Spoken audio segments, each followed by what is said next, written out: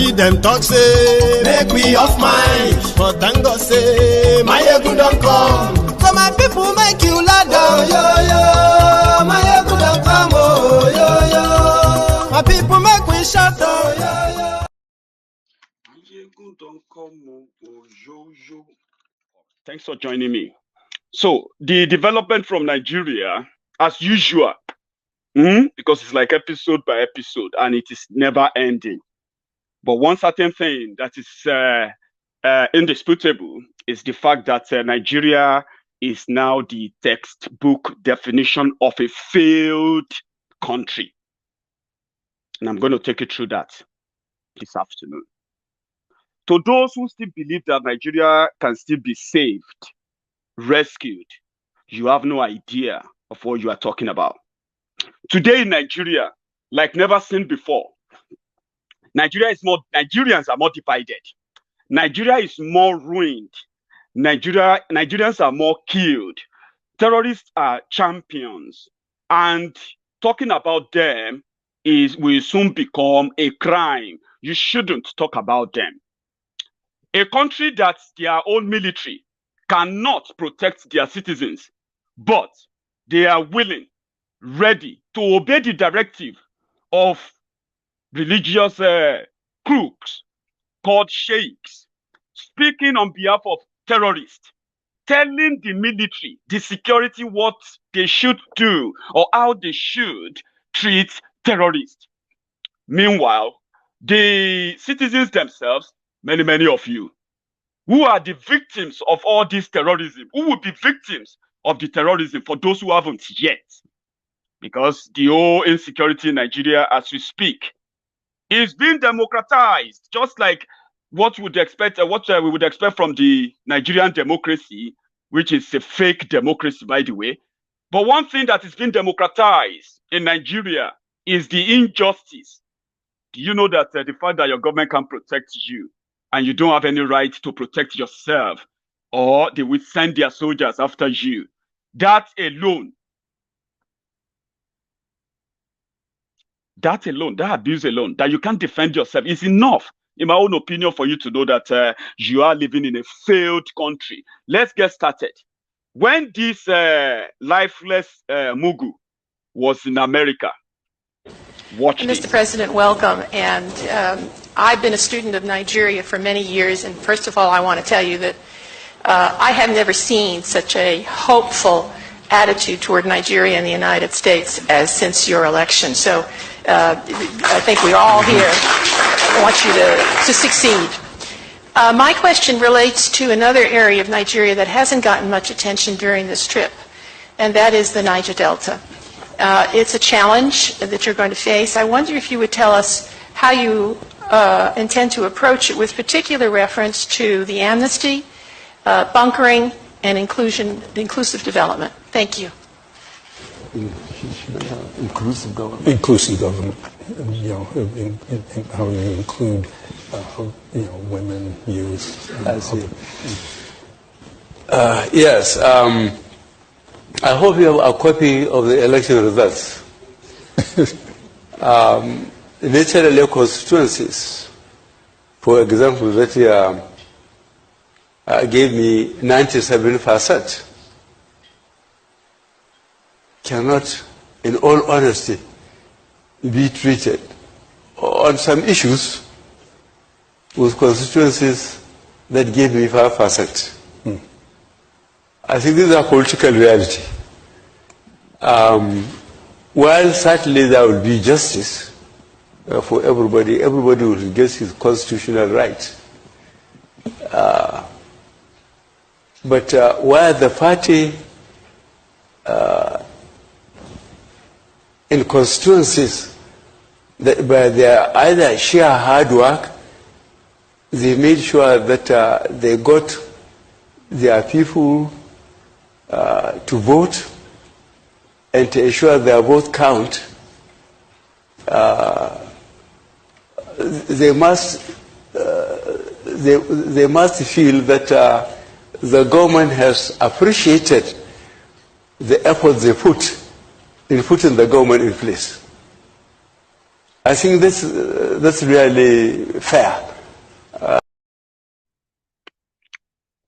That was the genesis. For those of you who have no clue, how come all of this happened? That was the Bokuwari in Washington, D.C. in 2015, just a few months after they came to power.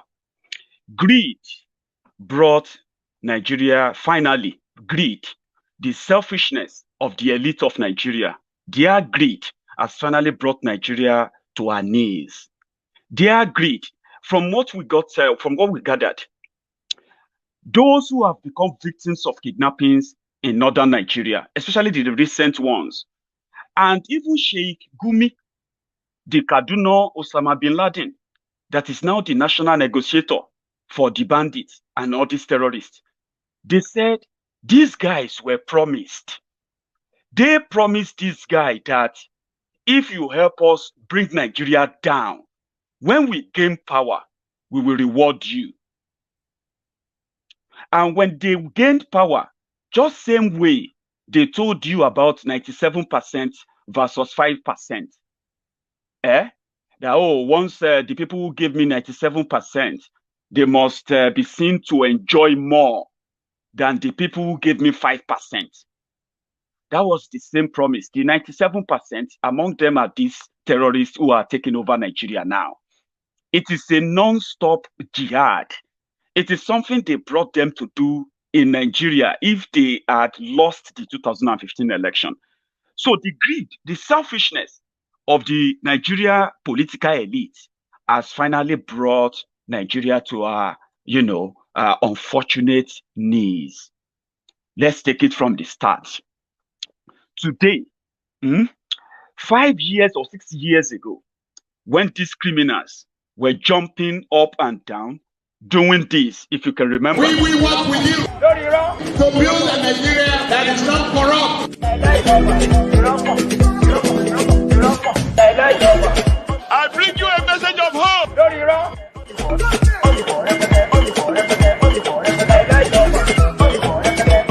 We are going to spend a lot of resources on education. Lies. Boko Haram released a video today, and that video is a 16 minutes video, right? 16-minute video of young boys, child soldiers that they are recruiting, training, and ready to unleash them on Nigeria. In 2014, when the onslaught of Boko Haram was at its highest, these criminals cashed in on that, and they said they will get rid of Boko Haram in 3 months. In 3 months, when they came to power, Boko Haram's attack reduced. And immediately we got to November, Boko Haram attacks started coming back, but the Fulani terrorist attack started at, imagine. Then before we know it, banditry, as they manage with their media friends to change the name of the terrorists from Boko Haram to Fulani terrorists, then to bandits of today. So in 6 years, APC, Egbekegbe, including their partners, those of them who brought them to power, in 6 years, they have now given Nigerians the Nigeria they want you to have, which is a Nigeria where you have to negotiate for your own life. Not because the government will be able to protect you anymore. They can't.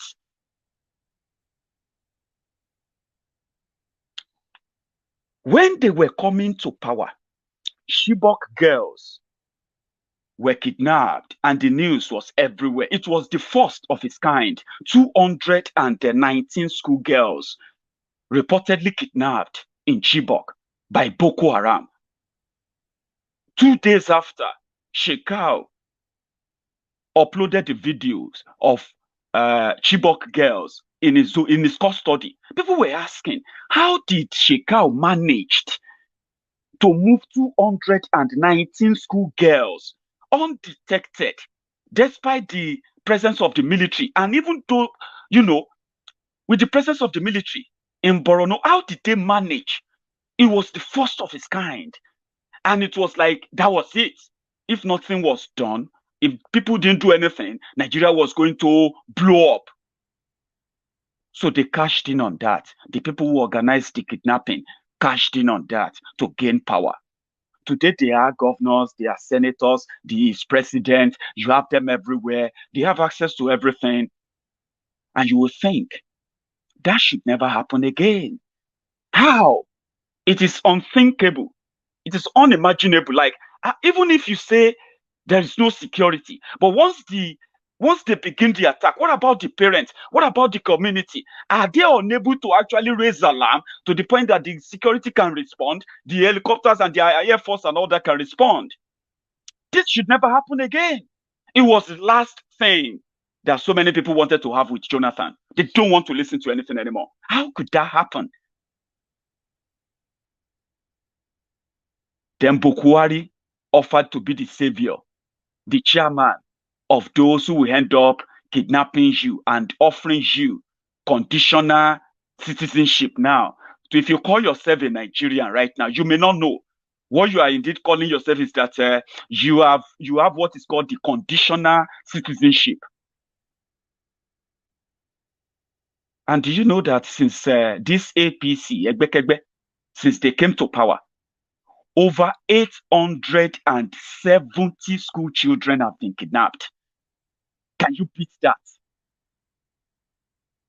Chibok must never happen again. This is the last part of it. The military is involved. They must be covering up the terrorists. There must be terrorists in Jonathan's government. It was an easy sell. Something is not right. Of course it wasn't. Something is not right. How could they take 219 school children? How? But guess what? The people who were screaming, wondering, surprised, shocked that Boko Haram could kidnap 219 school children, that was impossible. They didn't want to listen to the fact that those who were supposed to be the police intelligence, the DSS intelligence, the military intelligence, even the what do they call them? The tactical force or tactical team, the special force that will go after crimes like that. The people who are supposed to discover crime before they happen, DSS, But we didn't know then anyway. The DSS didn't detect that. Everybody was asking questions. What happened? How could they move? You know what I mean? Until Boko Haram became your president. And they want to turn everybody to collateral mumu, giving you conditional citizenship. I will explain what that means in detail as we go further in this conversation. Buhari came in. Chibok happened. Dapchi happened. They kidnapped, that was 3 years ago, 2018. They kidnapped over 100 school children, mostly girls from Dapchi, Yobe State, 2018. That was when they took Leah Sharibu. Remember her? Hey, how did this happen again? These people don't even fear Buhari. What is this? We didn't know that they were setting stage. They were setting the stage for what is now today National Commission on Ransom Payments to bandits, to terrorists. We didn't know. But some of us knew, and we warned that this is just a start. They said, Laya Muhammad came out and he said, that wasn't part of the deal. They were not meant to kidnap school children again. That was what Laya Muhammad said. They will free them. Eventually, they paid. That was also the first time that Nigerian government agents, Nigerian police, Nigerian military, Nigerian DSS, Nigerian state governors, senators, secretly became negotiators for terrorists. We didn't know. Then they were not showing their faces like today. They paid 13.5 million euros to free the Dapchi girls, except one, Leah Sharibu. which was reported. She was reported to have refused to deny Christianity. If she had accepted to convert to Islam for that temporary time, Leah Sharibu will probably be with her parents now, because some children, some schoolgirls had to already convert to Islam during that period, during that spell under Bokuwari before they got released. And when they asked, why did you leave that Christian girl behind? They said they were still negotiating on her behalf. They were doing everything to free her. No, they were not.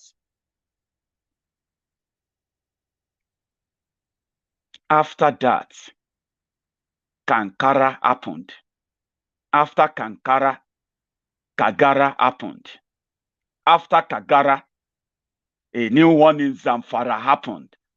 Put all the numbers together. 120 Dabchi, 600 Kankara. They said 35 for Kagara. Now in Zamfara, they are talking about 371. Add the numbers together. School children kidnapped under APC, and tell me, what is the true definition of a failed country? Tell me. The presidency came out. Oh, the reason why we haven't gone after we haven't chased after the bandit is because they have human shield. The people they have kidnapped, they surrounded them. So if we go to them, we are going to have casualties of victims. So that's why we don't want to go into the forest and rescue people. That's why we don't want to go into the forest and arrest the bandits. That's a lie. That's not true. How could that be true? When governors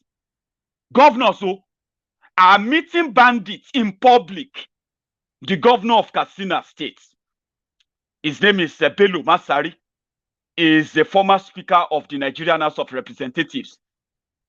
Is the governor of Buhari, Bokuwari's state in Katsina. Masari came out. He traveled into the jungle. He was the first official governor, executive governor in Nigeria to publicly travel into the forest, into the jungle. And he met with the leader of the bandits, kidnapping the people that elected him as governor. Do you know those who provided security for him when he went to meet the terrorists? Nigerian military, Nigerian DSS, Nigeria police. And they are all there with their guns, which they were ordered to leave behind in their cars. They should not walk closer to them with the guns, or else they will kill everybody. Masari was the first governor in Nigeria to publicly come out and make a deal with the terrorists kidnapping his own people, because the military that provided security for Masari, they couldn't provide security for the people. Thousands of people from Katsina State who are in captivity of these terrorists. Masari met with them. They were they were flaunting their guns, and they took pictures with the governor, leader of the bandits. And after Masari returned to Katsina, you know what happened? The leader of the bandits, released 1,400 people. Really? Somebody has the power to keep Nigerians in captivity in Nigeria until in the same state, until the government went there to make deal. They released 1,500 people. And we later realized that they were paid over 300 million naira for the release of those people. They kept orders. But something happened after that. When Masari returned, and they took pictures of the newly released captives, and they did the usual, the usual media up and all of that, the guys continue to kidnap people more. the bandits kidnapped more. So Masari now gave intel of their route to the camp of the bandit. He gave the intel to the military. So military now send their own soldiers there to go and, weed them out. Do you know what happened? The bandits killed 14 Nigerian soldiers. This was just within a week that they were taking pictures with the governor. 14 Nigerian soldiers killed, murdered, and the leader moved. Since then, there has been no peace in Katsina State again. Meanwhile, Bello Masari, who paid 300 million naira to bandits, came out and he said, it is a very, very wrong thing. Don't ever make deal with terrorists. That was what Masari said. You can Google it. After Masari, the governor of Niger State, who happened to be the current state where they have about 5 different terrorist groups.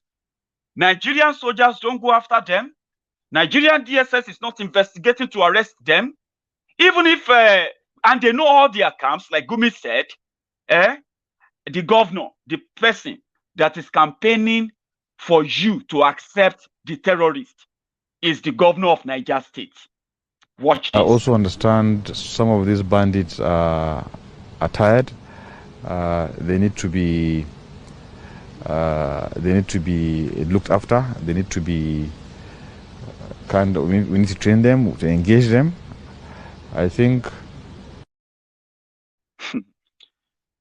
bandits needed to be looked after. That's what I said. To look after them. They are tired. That's the argument going on right now. And that is a definition of a failed country. The responsibility of your government is to keep you safe, right? If that government is unable to keep you safe, then that government ceases to exist. In a country whereby the bandits, you can call Nigeria, your Nigeria, you can call it the Bandit Republic of Nigeria. You can continue to be part of that. Nobody will hold you to it or hold you against that. Keep it, okay? And bury it. Like they say, the last person to leave Nigeria should lock the door and throw away the key. When we say last person that will leave Nigeria, there are those who want to still be part of Nigeria. Nigeria is going to, because today, many people agree, many groups, many ethnic groups, many people agree that Nigeria has collapsed. They just don't know how is it going to work out to cut that Nigeria in part so everybody can take his own part and go and deal with his own mess by yourself. There will still be people who want to hold on to Nigeria. People who want to have election, those who want to have election in 2023 and all of that. But one thing here is this.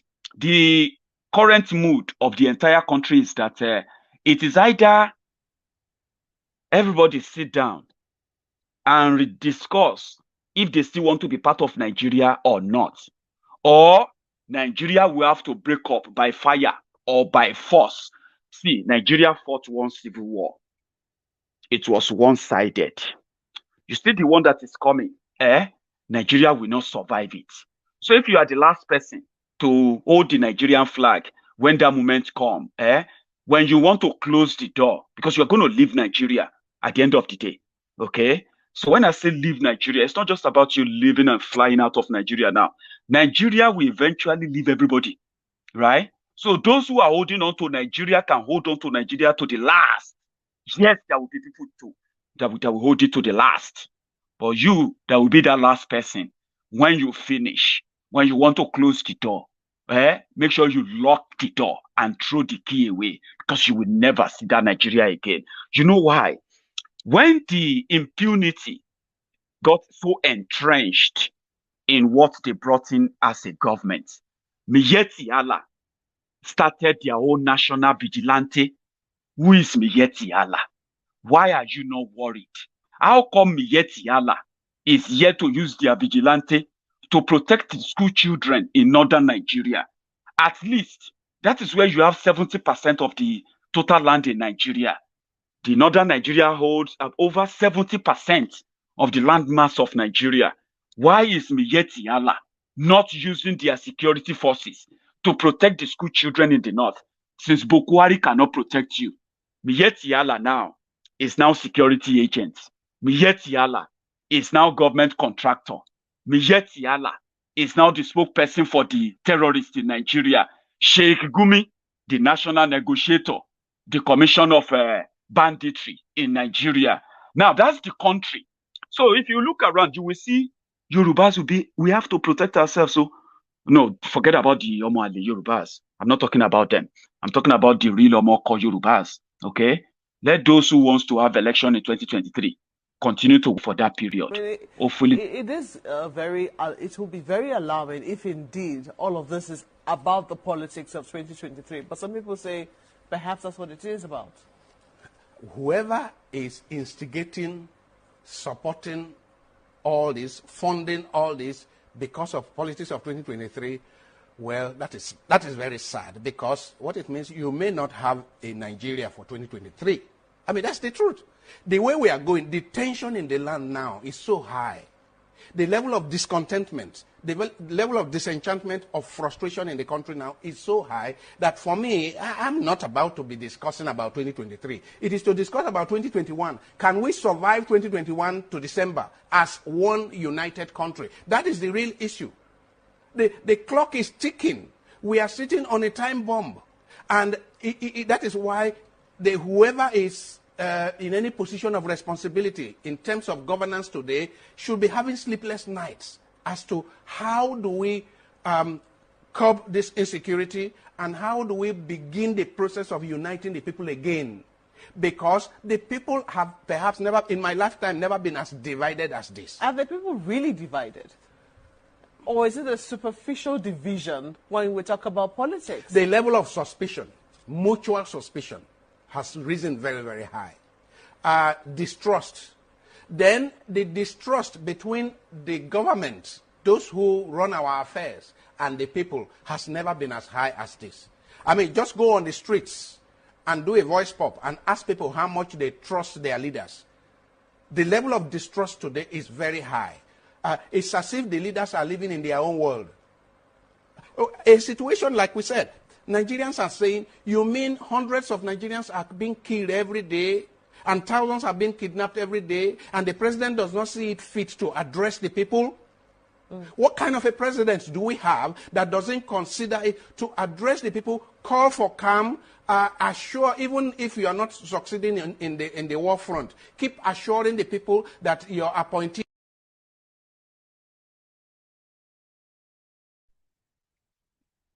The question is, do you have a president? If your answer is yes, where is he? In the old people's home, as Old Rock. Is that where he is? Exactly. You have a lifeless, breathing mannequin that doesn't even know if he's a president. A literally dead vegetable. I mean, think about it. If you are indeed smart, think about that. Where is your president? How come it is now normal that within just 3 years, they have kidnapped over 800 school children? But because they haven't kidnapped you, I told you, it is democratization of injustice. You will get your share. It will go round. That's something that is so unique about the injustices in Nigeria. It's been democratized. It will go round. You will feel yours. Everybody will have theirs. When they finish eating their enemies, they will start eating their friends. When they finish eating their friends, they will start eating themselves. Is that not happening now?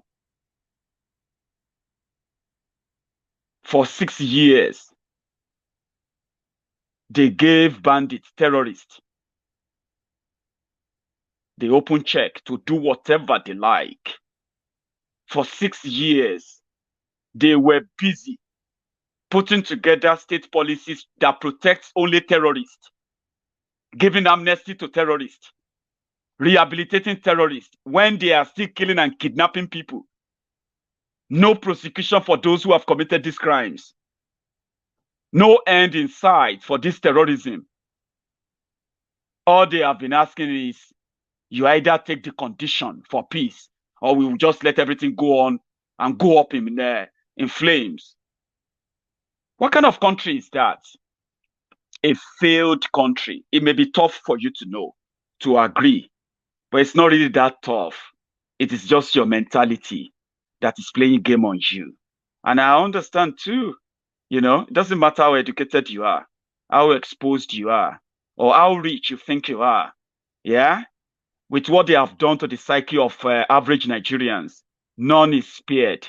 And I'll continue after this.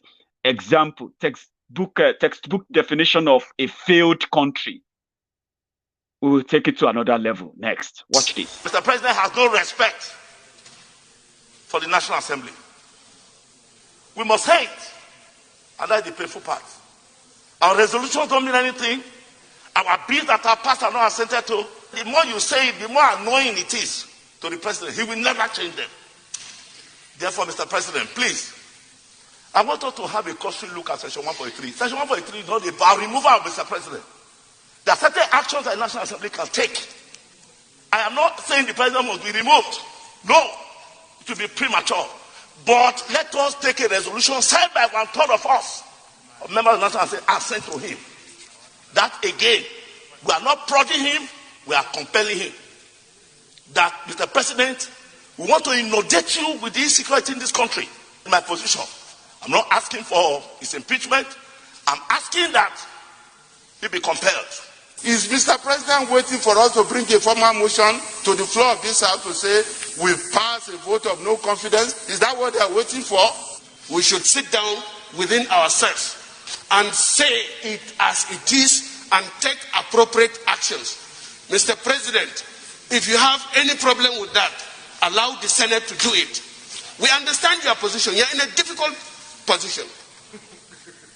But let me tell you, Mr. President, God will ask you. Wallahi, this is not the end. The Constitution is clear. It did not limit what we can do. We must call the attention of our president. We voted for him. Nigerians voted for him for the fact that we are consistently, as a government, failing in our responsibility under Section 14(2)(b). There should be a specific resolution in that one. It's a constitution. All of us here, just like our colleague earlier today, swore to uphold the Constitution. The presidency is not an award. It's a call to duty. And when you call a man to duty, he must be dutiful enough to know when the buck stops on his table. And right now, Mr. President, the buck, as far as security is concerned, stops squarely on the table of Mr. President. This government is what? Is a failed government. You are living in a country that cannot generate 5,000 megawatts of electricity for the population of 220 million people. That is the country you are living in. However, you are also living in a country that cannot refine its own crude oil after 60 years. Now waiting on Dangote to help them stabilize oil. In your own mumu mind, Dangote is coming to help you crash, help you crash the petroleum price because it's going to be buying it in Naira. In your own deluded mind, limestone that is being used to produce cement in Nigeria, Dangote, the highest producer or exporter or whatever of cement in Nigeria, source for 99% of its raw materials from Nigeria locally, but yet a bag of cement, Dangote cement in Nigeria, is the most expensive in the entire Africa. You can even buy Dangote cement from outside Africa and bring it to Nigeria to sell it in Nigeria, and you will still make profits. You know why? Because it is the monopolistic, capitalistic economy, chronic capitalistic economy that they all enjoy, drilling you, dripping you, telling you your government can't do something. Because if your government should do it, those criminals that you see around there, who does nothing other than just being close to government, run your country aground, I mean, completely erase their competition, all for just one person to continually determine how do you survive the next night.